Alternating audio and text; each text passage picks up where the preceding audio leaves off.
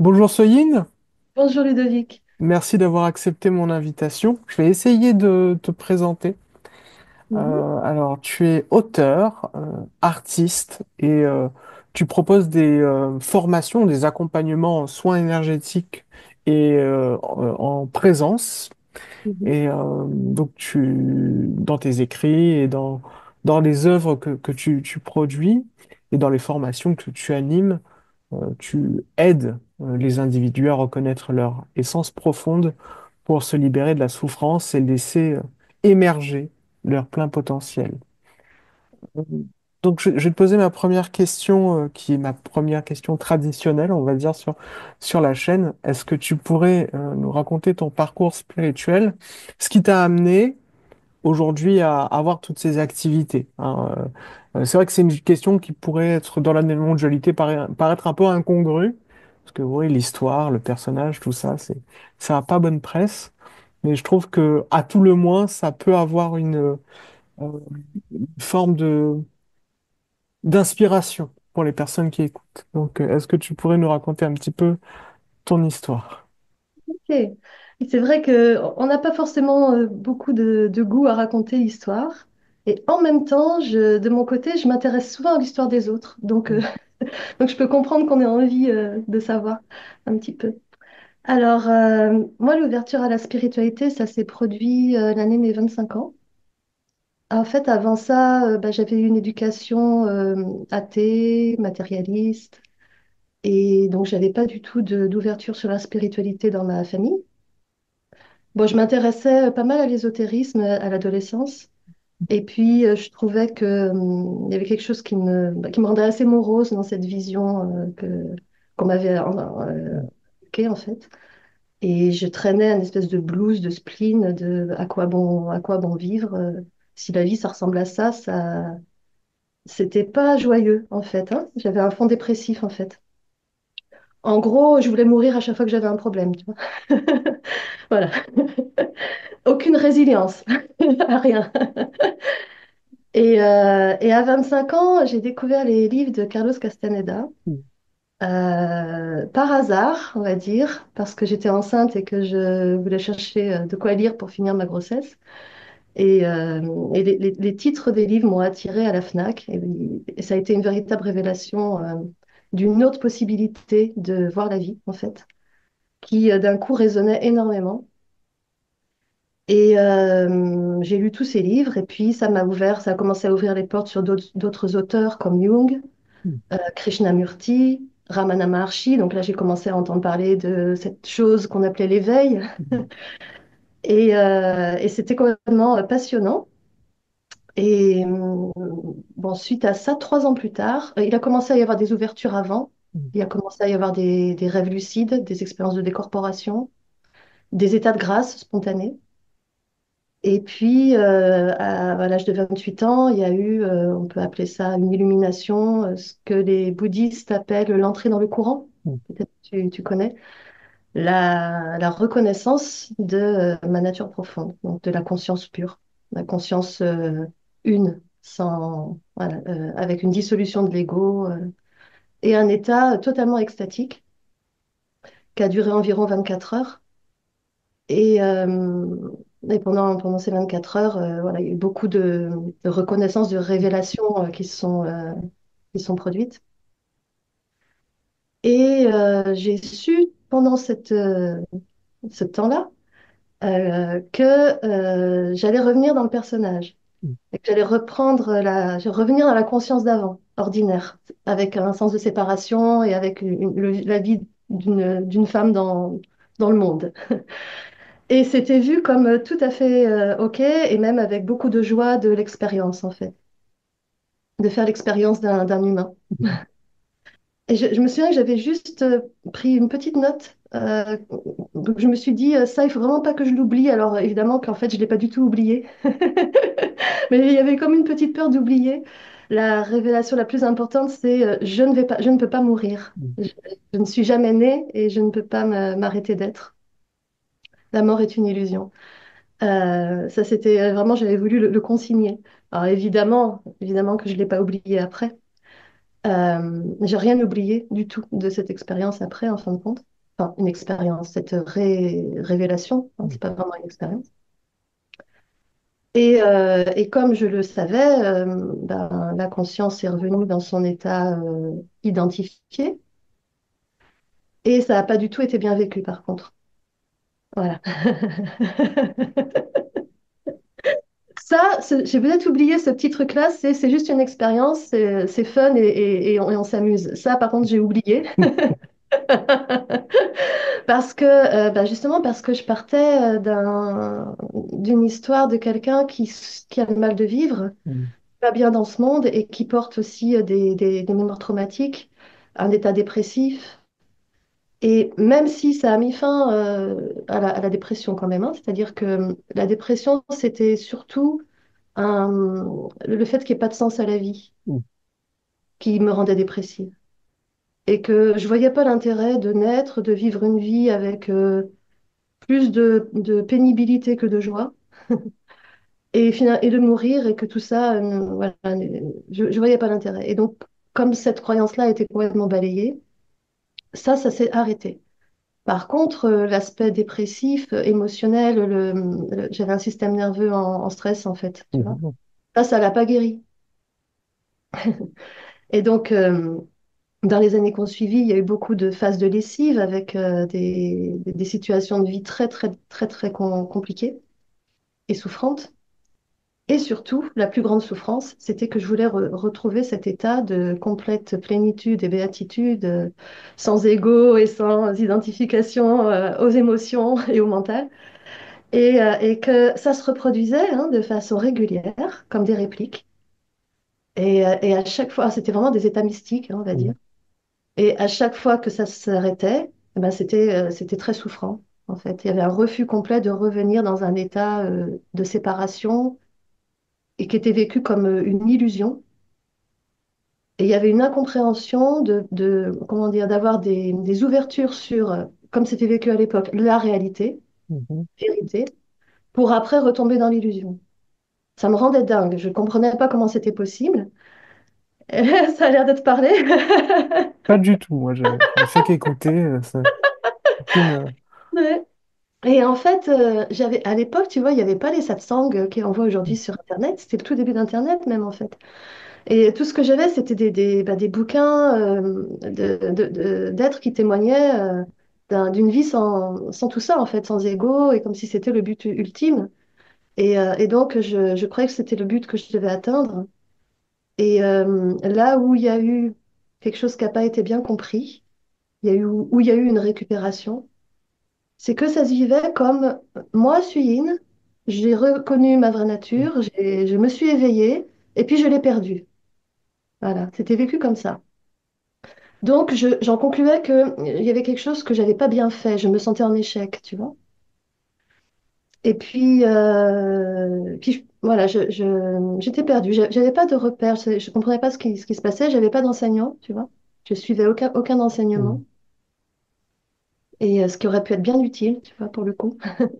Mais j'avais ce côté, j'avais une grosse peur comment dire, des gourous, de l'influence, des maîtres, tout ça, ça me plaisait pas du tout, donc j'avais pas envie d'aller vers ça. Et puis voilà, alors il s'est passé comme ça 13 ans, hein, je vais pas raconter tout, Mhm. mais au bout de 13 ans, il y a eu une capitulation, une reddition complète de cette quête de revenir dans cet état euh, d'éveil complet et définitif. Il y a eu quand même que cet hiver-là, il a commencé à y avoir des personnes qui partageaient sur Internet au sujet de l'éveil. Et un ami m'avait envoyé une vidéo d'Isabelle Padovani, donc à Mm. l'époque c'était Isabelle, qui s'appelait Les inconforts de l'éveil progressif. Et il m'a dit, va voir ça, ça va peut-être te parler. Et ça a été incroyable. Elle m'a expliqué les 13 années que je venais de vivre. Et elle parlait des quatre phases de l'éveil, l'entrée dans le courant, le revenir encore. Elle parlait surtout de cette phase, le revenir Mhm. encore. Donc on revient encore dans le personnage et on fait des yo-yo, des allers-retours. Et elle expliquait tout ça. Et en fait, c'était extraordinaire d'avoir enfin un éclairage sur ce que je vivais. Et puis, il y avait d'autres personnes qui commençaient à partager et qui disaient, nous ne sommes pas l'auteur de nos pensées. Ça, c'est pas une révélation, une reconnaissance que j'avais eue, si tu veux, Mhm. dans mon expérience. Et ça a cheminé pendant l'hiver. Et puis, voilà, au mois de février, j'ai capitulé sur ma recherche, j'ai arrivé au bout et, et j'ai réalisé qu'effectivement, je n'avais aucun pouvoir sur la Mhm. situation. Il n'y avait pas le pouvoir de m'éveiller puisque je n'avais pas, je ne décidais pas ce que je pensais, donc ça, je commençais à le voir. Donc, pas ce que je ressentais non plus, les humeurs dans lesquelles je me trouvais, les émotions qui me traversaient, les jours où d'un coup le voile se levait, je ne le décidais pas. Même si des fois quelques pratiques pouvaient y mener, mais des fois non. Mhm. C'était pas une science absolue. Donc je voyais bien que en fait, j'avais pas de pouvoir là-dessus. Et ça a entraîné une capitulation, c'est un renoncement total, une reddition totale, euh, qui aurait pu mener au suicide, sincèrement. Mhm. Parce qu'à nouveau, cette idée de la mort est arrivée. C'est ben, puisque j'ai pas le pouvoir de me libérer de cette illusion et de cette souffrance, ben, c'est pas la peine de continuer à vivre. Je préfère encore mettre fin à cette vie et puis me libérer comme ça. Parce que pour moi, je savais que ça, c'était la libération. C'est-à-dire que ce que j'avais vu, c'est qu'au moment de la mort du corps physique, on rentre à la maison, en fait. Tu vois. Donc, j'en étais là, rendue à me dire, ben, il n'y a plus que ça, il y a plus que ça à faire, en fait. Et dans cette acceptation totale de ça, ben, ça a basculé. Alors, la fameuse bascule dont parle la non-dualité s'est produite. Et là, il y a eu à nouveau dissolution de l'ego. Par la reconnaissance, si tu veux, que... Parce que si je restais à l'idée que je n'ai pas de pouvoir, c'est atroce, en fait, tu vois. Mhm. Mais là, ce qui s'est passé, c'est pourquoi je n'ai pas de pouvoir, parce que ce jeu n'a pas de réalité substantielle. Il n'est pas réel, donc effectivement, il n'a pas de pouvoir. Et c'est de voir ça qui a fait la bascule, qui a fait que le jeu identifié, séparé, s'est dissous à nouveau. Et là, c'est allé plus en profondeur que la première fois, que l'entrée dans le courant. C'est-à-dire qu'il y a eu une dissolution complète du sens d'un moi, du sens d'une entité, tu vois. Mhm. Et il restait plus que, on pourrait dire, la pure présence. Et alors, suite à ça, j'ai écrit mon livre La joie d'être, qui a été une transmission de ce que j'étais en train de vivre en direct, hein, que j'ai Mhm. écrit en un mois. Ah oui, Et quand même, puis, c'est court, effectivement. oui, oui, tout à fait. Bah, ça coulait tout seul, hein, il y a Mhm. rien eu à retoucher. C'était vraiment presque comme un état de canalisation, tu sais. Et, euh, et ensuite, eh bien, quand même, ce petit moi, il s'est reformé. Donc, il y a eu à nouveau une petite phase d'incompréhension. Mais qu'est-ce qui se passe? Effectivement. Bizarre. Mais en même temps, c'était vu. Alors, c'était vu que c'était un mouvement du mental, tu vois. C'était comme une habitude. Et puis qu'il avait un côté fonctionnel. Il permettait d'avoir, comment dire, une vie sociale, Mhm. d'être en relation, d'interagir avec d'autres apparents, etc. Et de jouer ce jeu-là. Et donc, petit à petit, ça a été vécu complètement autrement que les 13 années précédentes. C'est-à-dire que petit à petit, il y a eu vraiment une acceptation de ce jeu, sachant ce qu'il en est réellement. Donc, il n'y avait plus de piège, il n'y avait plus le sentiment d'être piégé dedans, tu vois. Voilà. C'était complètement différent. Ça apparaissait, bon, bah ok, c'est là. Je dis pas qu'il n'y a pas eu encore des mouvements de. J'aimerais bien que ça apparaisse plus du tout. Parce qu'effectivement, on va dire l'état de conscience sans moi du tout, c'est incomparable, tu vois, c'est l'état de grâce complet, quoi.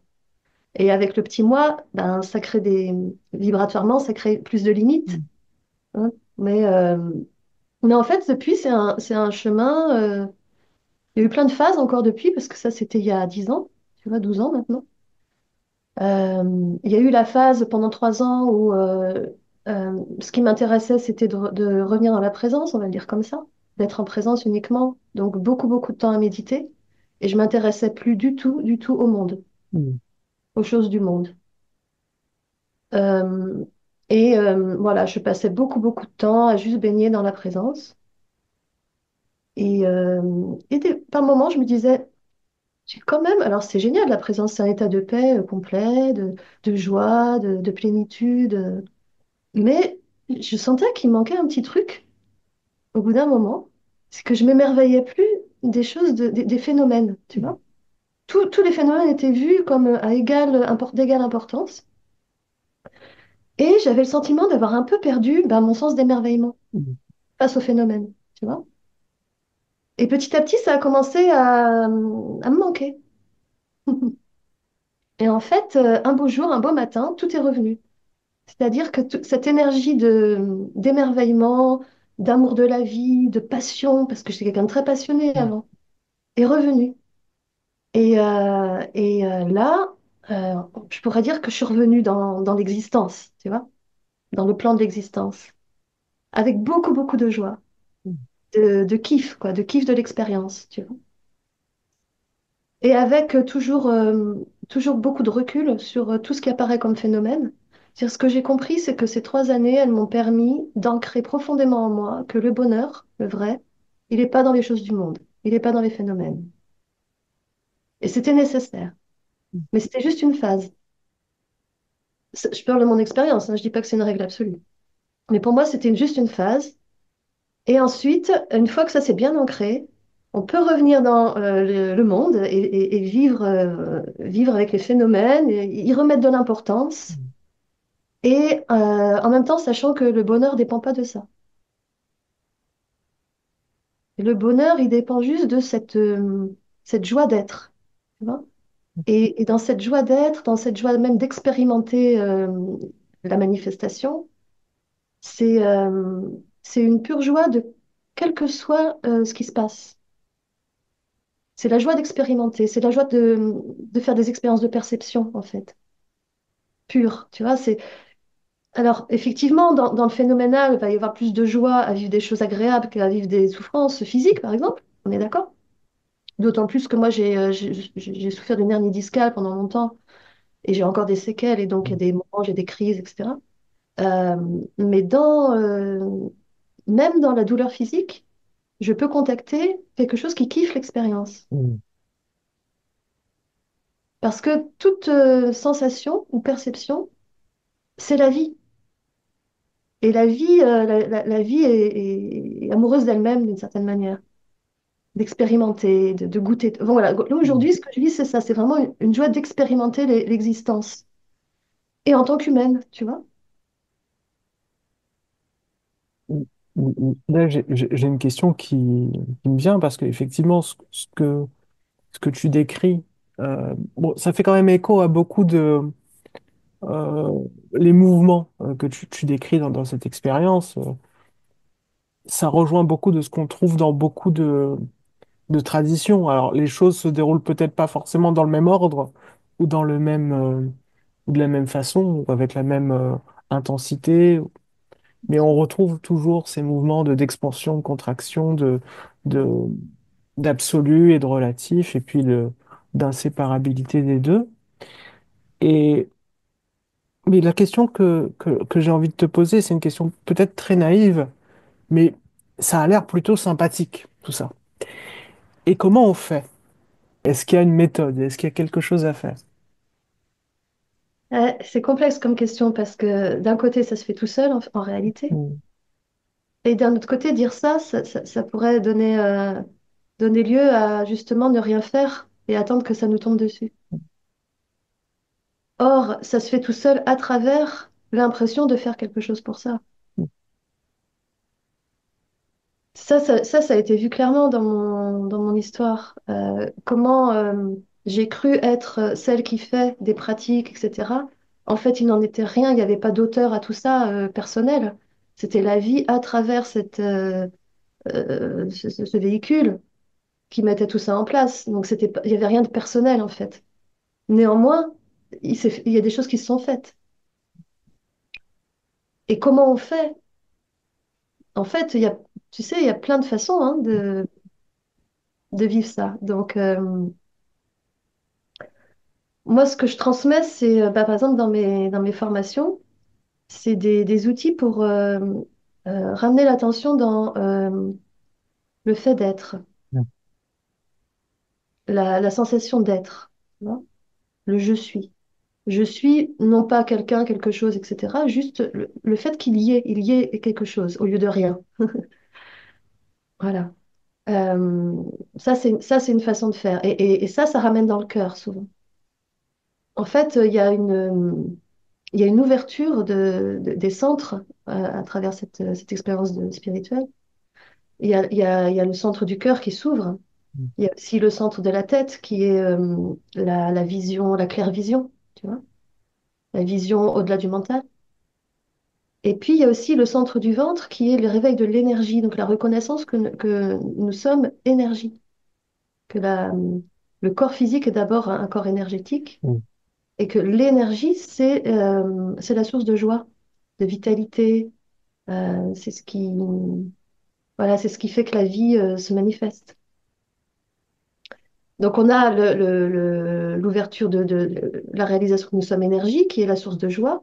Il y a l'ouverture du cœur, qui est la source de l'amour, qui permet de reconnaître l'unité et d'avoir une vision aussi beaucoup plus vaste des choses, sans jugement. Mm. Un oui inconditionnel à ce qui est, en fait.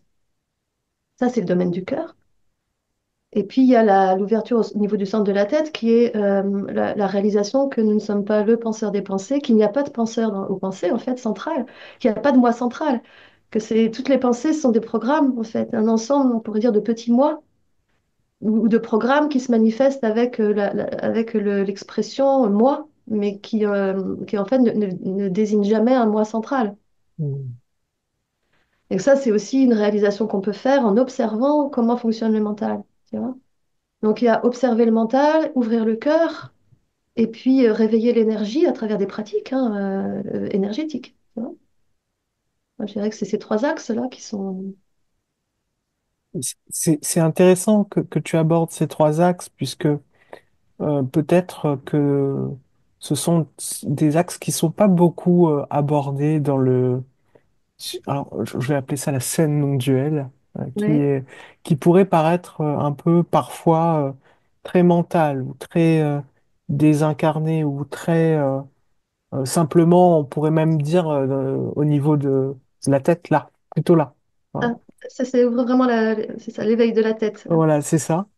Et, ce que j'aime bien dans ton approche justement, c'est que on revient aussi à à ces autres qualités finalement. Qui sont celles du corps et puis enfin, du ventre, ou on pourrait même peut-être dire de la puissance. Et donc le corps subtil aussi, hein, qu'on peut retrouver dans certaines traditions. Euh, et est-ce que c'est ce qui permet effectivement d'être plus dans l'ancrage de comment dirais-je, de la manifestation, entre guillemets, si on peut l'appeler comme ça, mais d'être dans la joie de la vie. Absolument, oui, tout à Mm. fait. Éveil de l'énergie au niveau du centre du ventre. Alors, c'est un centre qui est très connu par toutes les pratiques d'arts martiaux. Eux, ils bossent à fond là-dessus pour ouvrir ce centre-là, enfin, ouvrir, renforcer, éveiller. Je sais plus, ils ont un terme qui le désigne, qui en parle comme d'un diamant qui brille de tous ses feux. Mm. Et ils font beaucoup de pratiques pour polir, éveiller, faire briller ce diamant. Et c'est de là que part l'action juste, en fait. Mm. Donc, l'intention, le pouvoir de création, le pouvoir de l'intention part de là. Et effectivement, la joie, bien sûr. Parce que la vie est joie, en fait. La manifestation, c'est pure joie dans son C'est, essence. Ouais. oui, alors moi je suis pratiquant bouddhiste, hein, donc c'est pas quelque chose qui m'est totalement étranger dans ma propre pratique. Il y a, donc on parle d'une pratique tantrique qui sont les 6 yogas de Naropa, et le premier yoga justement c'est le travail sur le corps subtil avec les différents chakras, et notamment celui qui se trouve au niveau du ventre, enfin, quelques largeurs de doigts sous le nombril. Donc, C'est et ça. c'est là où on fait partir le feu de Tumo. Donc Tumo, euh, c'est la chaleur intérieure, mais c'est plutôt la félicité intérieure qui permet ensuite d'ouvrir les autres sens. Et c'est le passage obligé pour avoir une vie spirituelle équilibrée, qui ne soit pas que Mhm. là-haut. Ça me fait penser à un autre aspect de la vie spirituelle qui sont les obstacles qu'on peut rencontrer, entre guillemets, les obstacles, et notamment la survenue ou le réveil de certains traumas ou certaines émotions enfouies. Est-ce que c'est quelque chose que dans ton approche, tu abordes ou à laquelle tu peux être sensible? Oui, oui, absolument.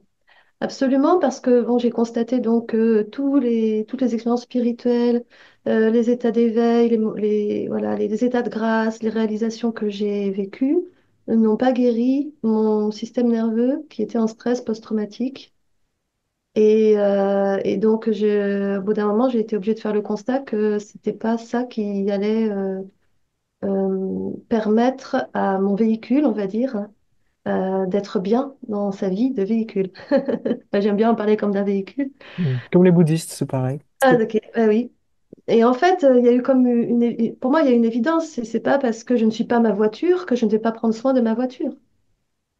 Et vivre dans une voiture pourrie, quoi, qui tombe en panne toutes les 5 minutes. Mhm. Oui, mais je suis pas ma voiture, donc c'est pas grave. Ben non, ça n'a pas de sens, en fait, tu vois. Donc, c'est pareil pour le véhicule physico-énergético-émotionnelo-psychique, comment dire, qui contient tout ça. Donc effectivement, d'autant plus que cette lumière de l'esprit, quand elle se réveille, ben, elle montre tout ce qui la voile, c'est montré. Quand le cœur s'ouvre, tout ce qui a mis des protections contre l'amour, les émotions est montré. Et souvent à travers des situations de vie, où on va vivre en fait comme une constellation en fait. Apparemment à l'extérieur de nous, ce qui se passe en nous en fait. Et bah, c'est la lessive, hein, ce que les bouddhistes appellent Mhm. Je sais pas si les bouddhistes qui parlent de ça, la lessive après l'extase. C'est Jack Cornfield qui a D'accord, écrit un livre. Ouais. oui, tout à fait. Donc, on va être amené à être confronté à tout ça, mais c'est un cadeau. Alors, Mhm. par contre, oui, c'est difficile, hein, c'est pas du tout confortable hein, quand ça se passe. Et si on n'a pas justement la compréhension de ce qui se passe, comme c'était mon cas pendant les 13 ans, on peut devenir fou. Enfin, on peut passer d'un état du paradis à l'enfer sans comprendre ce qui se passe, en fait, hein. Mhm. Mais quand on sait ce qui se passe, quand ça se présente, c'est vécu comme un cadeau, tu vois. C'est une bénédiction, c'est merveilleux, une nouvelle occasion de libérer quelque chose. Hmm. Ouais, c'est assez amusant parce qu'effectivement, quand on rencontre spontanément, surtout ces choses-là, quand on est un peu un aventurier de la contemplation et qu'on y va un peu sans forcément suivre une voie toute tracée dès le début, on peut se retrouver face à des phénomènes qui sont un peu surprenants et un peu effrayants. Et c'est aussi pour ça que, juste pour reprendre l'exemple du bouddhisme, où on travaille beaucoup sur le corps énergétique, il y a les pratiques préliminaires, celles qui donnent accès au soutien de l'amour, qu'on va dire, inconditionnel. Bon, c'est une image, hein, on peut le voir comme une image ou quelque chose de véritable, mais quand on commence, bon. Mais avec ce soutien-là, on a comme si on n'était pas seul face à tout cela et que on a le cœur suffisamment ouvert pour, accueillir tous ces traumas et toutes ces difficultés. Et je parle de ça parce que tu évoquais Jung tout à l'heure enfin, tu l'as évoqué et ça me fait penser aussi au travail sur l'ombre. Est-ce que c'est quelque chose sur lequel tu travailles spécifiquement dans la perspective jungienne ou pas Alors, du tout? plus aujourd'hui, mais D'accord. je me suis fait une auto-psychanalyse jungienne Hmm. à travers l'analyse de mes rêves et de plein de livres que j'avais lus de lui et avec d'autres personnes qui étaient aussi là-dedans à une époque. Ça a permis de faire un bon déblayage déjà, mais je dirais que vraiment, les choses qui ont vraiment fait bouger, c'est plus le travail sur les traumas, comme on peut en voir aujourd'hui des thérapies sur les traumas qui sont extrêmement efficaces. Hmm. Euh, Je pense que Jung s'est un petit peu dépassé maintenant. Mhm. Voilà. Il y a plus rapide, en tout cas. Alors, est-ce que tu pourrais parler de ce qu'il y a comme, outil, si on peut appeler, ou approche qui serait plus appropriée? Oui, alors il y a déjà l'IFS, Internal Bon, Familial Systems. ok. Ok, tu connais. Ouais, Et puis j'ai découvert assez récemment la PTR, psychothérapie du trauma réassociative. sympa. Et je sais qu'il y a d'autres approches qui vont dans le même sens, où il s'agit en fait de réécrire la mémoire. En fait, notre mémoire, elle se reconstitue à chaque instant. C'est ce qu'ils ont découvert en neurosciences. Elle n'est pas figée en fait. Donc à chaque instant, on peut la reconstituer différemment. Et avec cette approche, on va recontacter les mémoires de souvenirs traumatisants et on va proposer à l'inconscient de réécrire l'histoire différemment pour imprimer une autre mémoire émotionnelle sur l'événement. Mhm. Alors, je sais pas, par exemple, ça peut être une femme qui se fait agresser sexuellement, qui, dans sa scène, elle réécrit que la police intervient ou qu'elle prend le dessus sur son agresseur et qu'elle le met en fuite, des choses comme ça, tu vois. On bluffe pas l'inconscient parce que il sait qu'il s'est passé ça, et mais après il a une nouvelle information, oui, il s'est passé ça et ça a été réécrit. Comme pour lui, il n'y a pas de différence entre la réalité et l'imaginaire, ça devient une information à Mhm. partir de laquelle il peut imprimer de nouvelles émotions, et du coup la scène est regardée différemment. Elle est vue comme j'ai été agressée, mais je me suis défendue et j'ai pris le dessus, par exemple. Mhm. Souvent, dans les scènes d'agression, bien, on se retrouve en sidération, hein, en figement, et c'est ça qui crée un traumatisme. Donc, à travers cet outil-là, on défige la partie qui était figée. Et ces outils-là, comme l'IFS, ce sont des outils fabuleux pour, en fait, ça s'appelle psychothérapie du trauma réassociatif, parce qu'en fait, quand on a des traumatismes, c'est comme si des parties de notre énergie étaient dissociées. Mhm. On n'est D'accord. plus vraiment entier dans notre champ énergétique, et il y a des parties dissociées qui flottent à la surface, on pourrait dire un peu comme ça. Donc, on les réassocie en faisant avec ces outils-là, et ça redonne ben, voilà, une forme de complétude énergétique en fait au véhicule. Et c'est assez fabuleux comme efficacité. Ah oui, mais ça fait penser un peu euh, à ce qu'on retrouve dans le chamanisme, en fait. Les- je crois que ça s'appelle la récupération de l'âme, où en Ça, fait on récupère ce qui a morce- été morcelé. ce qui a été morcelé. Et c'est tout à fait la même idée, ouais, ouais, ouais. Ouais. Donc, Et ah, si tu veux, ouais, pour moi, dans ce chemin, il y a deux axes. Il y a euh, réaliser, revenir, on va dire, comme revenir encore, comme disait dans le bouddhisme, ou prendre refuge, peut-être que c'est aussi la même chose. mm, Revenir dans l'évidence de notre nature profonde à travers la méditation ou des exercices de contemplation, de retournement de l'attention vers sa source, etc. Pour ancrer encore et encore et encore que c'est ça notre essence, c'est mm, ça notre véritable identité. Ça, c'est un aspect important. Et l'autre aspect à vivre en parallèle, c'est prendre soin de ce véhicule et là où il y a des dysfonctionnements, aller guérir tout ça. Et c'est tout à fait, comment dire, il n'y a pas à les opposer pour moi.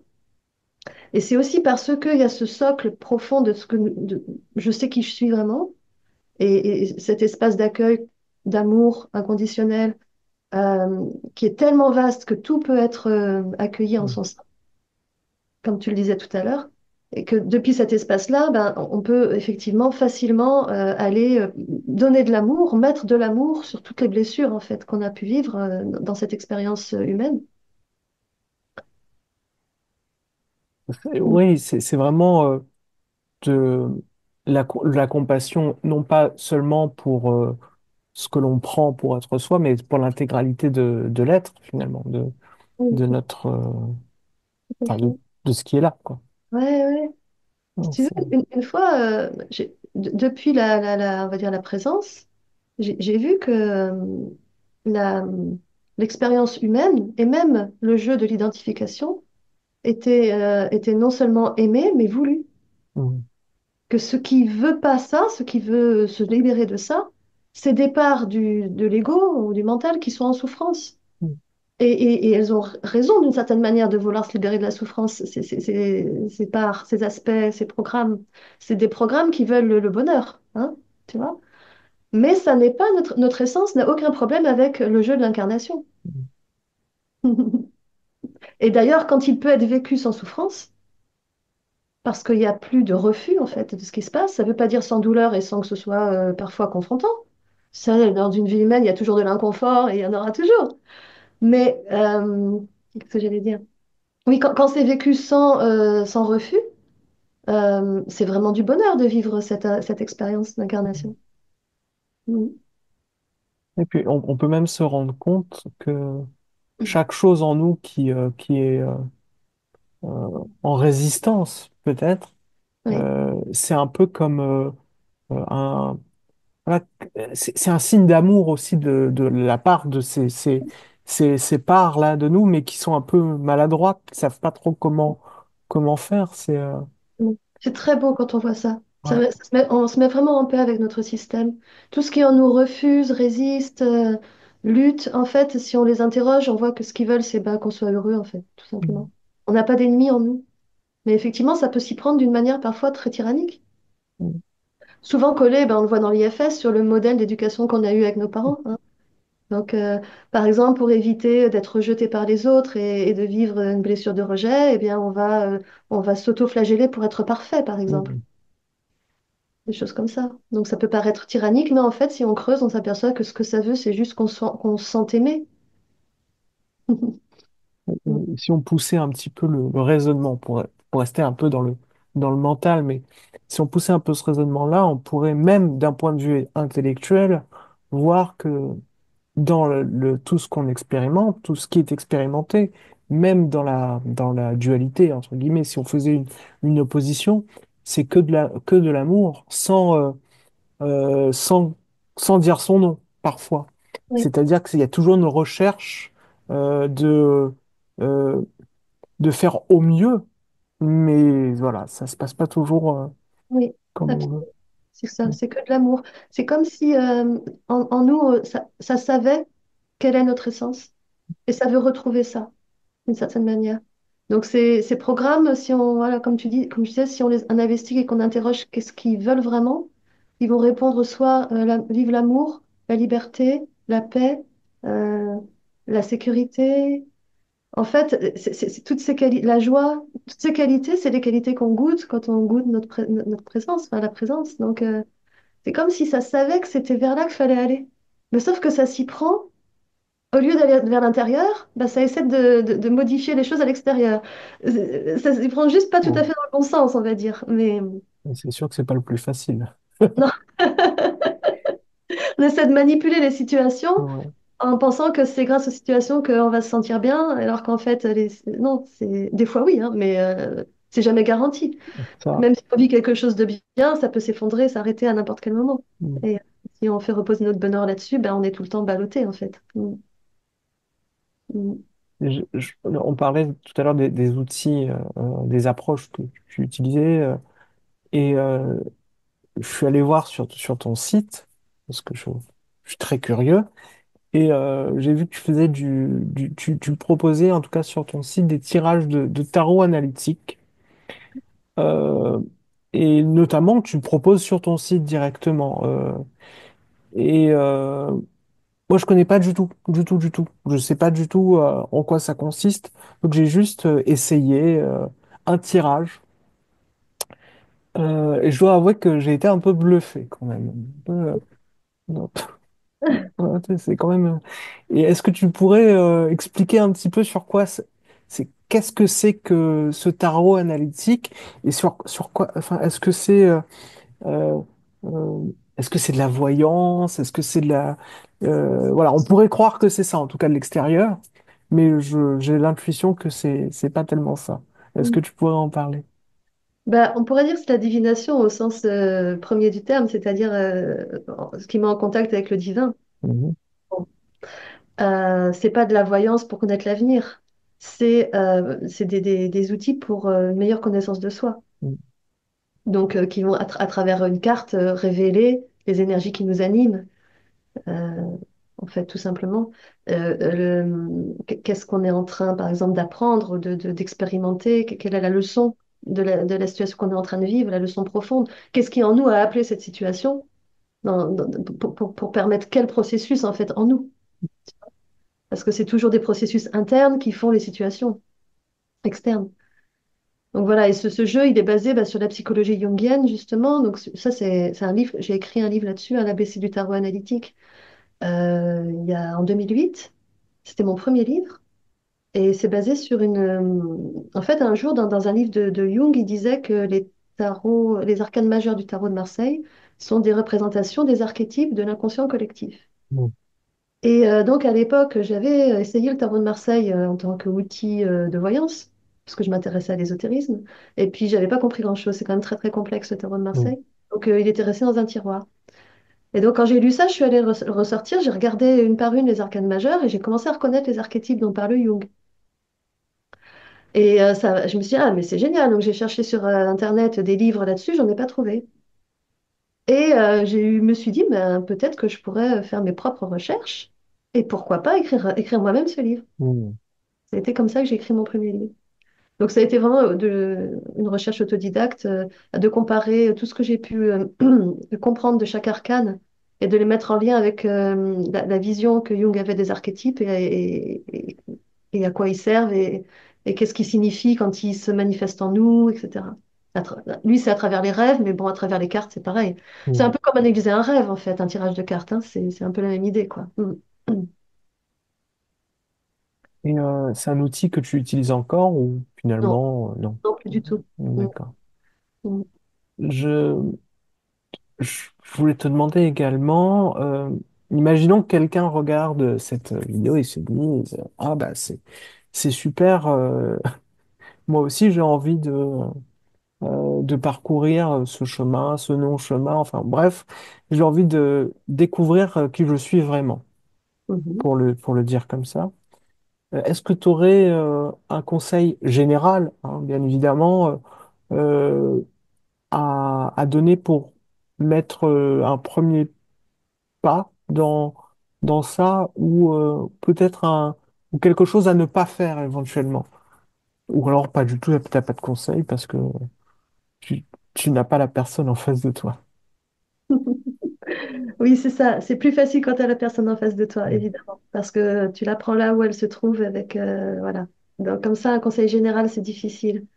Mais c'est peut-être de se laisser guider, parce qu'en fait, quand il y a cet appel qui résonne en nous, si on lui dit oui, la vie, elle va amener les bonnes personnes, les bouquins dont on a besoin, les satsangs sur Internet, il y en a plein, enfin sur YouTube. On va tomber sur ceux qui vont nous parler. Euh, Ça peut être d'aller faire des retraites, des stages avec un enseignant ou quelqu'un qui partage, avec qui ça résonne. Euh, Moi, c'est vraiment dire juste s'ouvrir à cette possibilité, dire oui à ça et être attentif à ce qui va se passer après. Parce que c'est vraiment déjà, de toute façon, si une personne se pose cette question, c'est que c'est déjà en train d'arriver. Mm. Parce que ça arrive toujours avant qu'on soit conscient qu'il se passe quelque chose. Donc voilà, tu sais, il y a comme un courant qui t'emporte et qui va mettre sur ton chemin exactement les bonnes personnes et les épreuves aussi dont tu peux avoir besoin, hein, parce que des fois, ça passe par des épreuves. Et il y a En fait, ce qui est génial, c'est que quand tu as du recul, parce que bah voilà, moi, ça fait plus de 20 ans que ça a Mm. commencé, tu t'aperçois de la justesse et de l'intelligence de la chose. C'est phénoménal. Vraiment, quoi. Même dans les moments où où j'étais complètement perdue et où ça paraissait être n'importe quoi, en fait, c'était exactement ça qui était à vivre, qui permettait de dépasser quelque chose, tu Mm. vois. Par exemple, quand tu tombes tout au fond, que tu arrives en bas du fond et que tu n'as personne pour t'aider de sortir de là, bah, des fois, c'est ça qu'il faut. Parce que à un moment donné, tu t'aperçois que bah, il y a que toi qui peux donner un coup de talon pour remonter, quoi. Et là, si tu le fais, et généralement tu le fais, tu as acquis une force, une ressource que tu n'avais pas et que tu n'aurais pas eu si quelqu'un était venu te sortir de là. Donc en fait, c'est vraiment un déroulement parfait en fonction de ton système, comment il a été construit, tu vois. Donc c'est unique, c'est du cas par cas. Mm. Et tu parlais de retraite. là dans ce que tu viens de dire. Et je me posais la question, j'imagine que tu organises des retraites parfois ou des regroupements que je sais pas, l'été par exemple. Ah oui, C'est un peu, l'été c'est la saison des retraites, hein. oui, oui. C'est Bah, là il y où en a une, c'est ça, il y en a une qui est prévue cet été avec Emmanuel Herrera en Mhm. binôme. Voilà, on est De- en train- c'est de camp à camp? c'est, du 7 au 12 juillet en Charente. D'accord, ok. Bon, Voilà, il va y avoir beaucoup de partages divers et variés pendant ces 5 jours entre des satsangs, des méditations, justement, nous, toutes les deux, on a ce truc en commun de travailler sur l'ouverture des 3 centres. Mhm. Donc, on a beaucoup de pratiques pour chaque centre, en fait. Et on peut proposer comme ça quelque chose d'assez complet. Ouais, et notre association, elle est sympa. Ça marche bien toutes les deux ensemble. Je, je Ouais. veux bien te croire. Ouais, ouais. Je veux On a bien te croire. on a un peu la même optique et puis avec des différences, donc du coup c'est enrichissant et Mhm. ouais. Mm, mm. Donc, je mettrai les informations dans la description de la vidéo. Ouais, ouais. J'ai une dernière question. Alors, c'est une question qui a pas beaucoup de succès, mais bon, j'essaye parfois. Est-ce que, il y a une question à laquelle tu aurais aimé répondre, mais que je n'aurais pas posée? Ah, bah, ça c'est pas mal ça. Attends, j'écoute, hein, c'est quelque chose qui vient.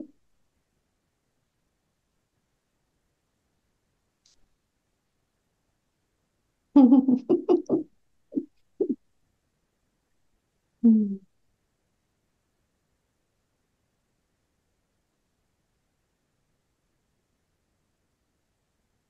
En fait, ce qui me vient, c'est juste que j'ai envie d'inviter toutes les personnes qui écoutent à faire totalement confiance au processus de l'éveil à travers elles. Que quoi qu'elles vivent et qu'elles soient en train de vivre maintenant, c'est exactement ce qu'elles a à vivre. Et c'est toujours dans le sens de cette vie qui va vers l'expansion et la reconnaissance de ce qu'elle est, en fait. Tu vois, Mhm. la vie, c'est vraiment un mouvement d'expansion. Donc, tout ce qui bloque cette expansion se révèle pour être vu, pour être dissous, lâché, contourné, je ne sais quoi.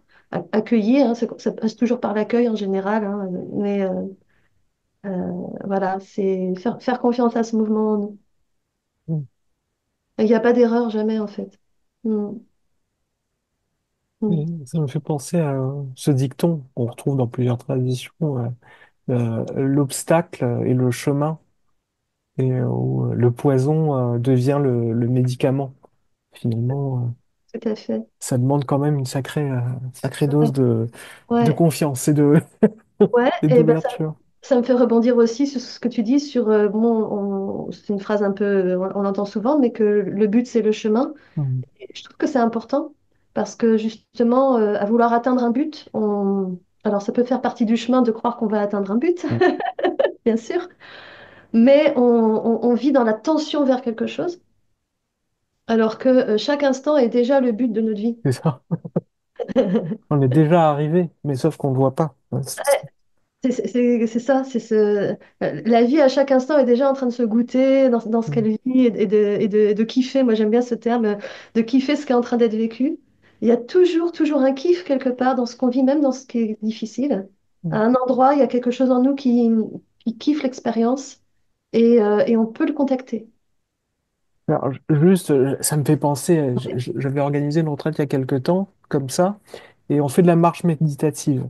Ouais. Et souvent, lorsque c'est un peu long, on sent qu'il y a un mouvement de ah, mais quand est-ce qu'on est arrivé, quoi? Et donc, ce que j'utilise comme outil qui vient de Thich Nhat Hanh, du village des Pruniers, c'est de se dire de temps en temps et de ressentir vraiment qu'à chaque pas, on est déjà arrivé. Voilà. Et, euh, et c'est difficile parce que beaucoup de pratiquants, ils attendent quelque chose de la pratique. Oui, mais je devrais me sentir plus calme ou je devrais.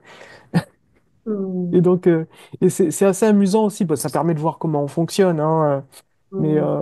je suis chez moi, je suis déjà arrivé. C'est une phrase. Bah, ça me fait penser à ça, ce que tu me dis. Ouais, tout à fait. En tout Absolument. cas, je te remercie vraiment pour ce partage et Ok.